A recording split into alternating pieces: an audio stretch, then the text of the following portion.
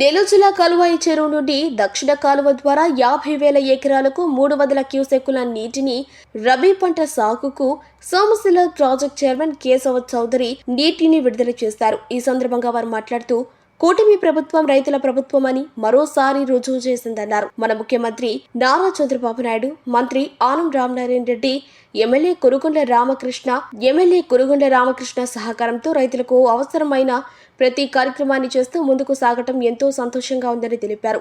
ప్రభుత్వం ద్వారా మొన్న కూడా అన్నదాత సుఖీభవ ద్వారా లబ్ధి చేకూరిందని, అలాగే ప్రతి రైతుకు ప్రతి ఎకరాకు యూరియా పంపిణీ చేయడం జరిగిందని తెలిపారు. కార్యక్రమంలో మండల టీడీపీ పార్టీ అధ్యక్షుడు చెల్ల రఘురామిరెడ్డి, నాయకులు కిషోర్ రెడ్డి, నీటి సంఘం అధ్యక్షుడు చెల్ల విజయభాస్కర్ రెడ్డి, ఈఈ మహేష్, డిఈలు మస్తారియా, చాంద్ పాషా, సుధీర్ కుమార్, ఏఈలు నారాయణరాజు, ఖలీల్, వెంకటేశ్వర్లు, టీడీపీ నాయకులు పాల్గొన్నారు.